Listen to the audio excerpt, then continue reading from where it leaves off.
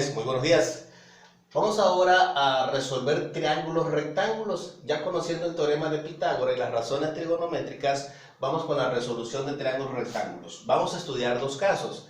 El caso 1 es cuando se conocen dos lados. Esta es nuestra figura a resolver y estas son las fórmulas que vamos a utilizar. Tenemos las tres fórmulas del teorema de Pitágoras y las tres primeras de las razones trigonométricas. Con esto es suficiente para resolver cualquier tipo de triángulos.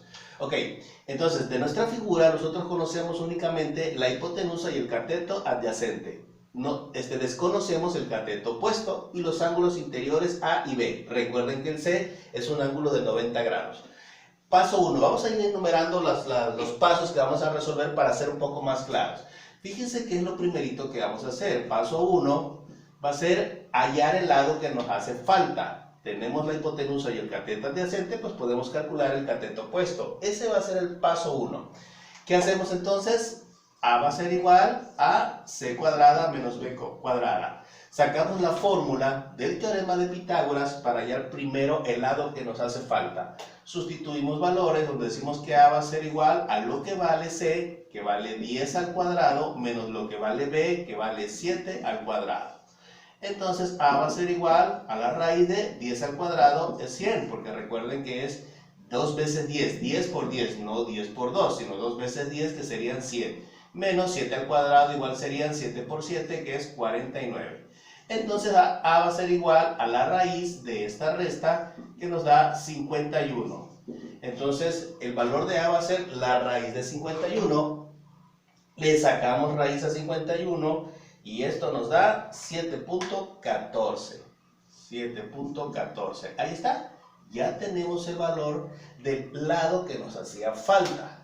Ahora vamos con el paso 2. ¿Sí? El paso 2 va a ser hallar un ángulo. Me hace falta el ángulo A y el ángulo B. Recuerden que el ángulo C ya no se busca porque ese mide 90 grados. Ese valor ya lo conocemos. Entonces, siempre tomen como referencia el ángulo que está sobre el eje horizontal. Empiecen con ese, ¿sí? Con ese ángulo. Entonces, vamos a calcular primero el ángulo A. Aquí puede estar cualquier letra, puede estar A, puede estar teta, puede estar beta, lo que sea, pero siempre empiecen calculando el ángulo que está sobre el eje horizontal o que se forma con el eje horizontal. Entonces, esto va a ser para estas fórmulas. Yo puedo utilizar cualquiera, están las tres, pero yo puedo utilizar cualquiera. ¿Cuándo puedo utilizar mis fórmulas o estas tres fórmulas? Cuando ya conozca los tres lados del triángulo rectángulo, ya conocemos los tres lados. Por lo tanto, yo puedo utilizar seno, coseno o tangente, la que sea. ¿Sí? Vamos en orden, vamos a utilizar la función seno de A, que me dice que es igual a A sobre C. Entonces, seno del ángulo A va a ser igual a lo que vale este A. ¿Cuánto vale A? Vale 7.14 entre lo que vale C, y C vale 10. Entonces, seno de A va a ser igual a esta división. Si ustedes dividen, esto les va a dar 0.714. Ahora, mucho cuidado. Yo aquí voy a calcular el valor del ángulo A, por lo tanto tengo que despejar A. Lo represento como ángulo A, seno lo voy a pasar como inverso. Lo puedo escribir de dos maneras. Lo puedo escribir sen a la menos 1 o lo puedo escribir como arc de sen. ¿Sí? El más común es este. De hecho, esto les aparece en su calculadora, pero puede ser de cualquiera de las dos maneras. Entonces, vamos a utilizar la más común, que es la de sen a la menos 1. Entonces, repito, yo estoy despejando el ángulo A, entonces sen lo paso a la menos 1 de lo que tengo de este lado, de 0.714. Pongo el ángulo A es igual a esta operación. ¿Cómo voy a utilizar la calculadora aquí? Cuando ustedes vean una función trigonométrica, sea sen, coseno o tangente a la menos 1, les está diciendo que primero utilicen la tecla Shift en su calculadora. Es la tecla que está en el lado izquierdo superior. Todas las calculadoras traen esa tecla Shift en esa posición. Ponen la tecla Shift, ponen la función, que en este caso es seno, les aparece como sin en la calculadora, y en la pantalla les aparece sin a la menos 1. ¿Sí? Solito les aparece esa situación, pero recuerden, tiene que ser la tecla Shift y luego la función. Como en este caso es sen, ponemos sin. Si fuera cos, ponemos cos. Si fuera tan, ponemos tan, de acuerdo a la función que estemos utilizando. Entonces, repito, tecla Shift, la función que es sen, y ponen esto. 0.714. Y esto nos va a dar 45.56. Eso lo convierten a grados. ¿Cómo lo van a convertir? Únicamente oprimiendo la tecla, que es como unas comillas, que está aquí, ¿sí? Como unas apóstrofes, y eso se los va a convertir en grados, minutos y segundos. Entonces esto nos va a dar, el valor del ángulo A va a ser igual a 45 grados, 33 minutos y 40 segundos, ¿sí? Únicamente les da, al final les puede dar decimal. Aquí da 40.7, nada más tomen la parte entera. ¿Ok?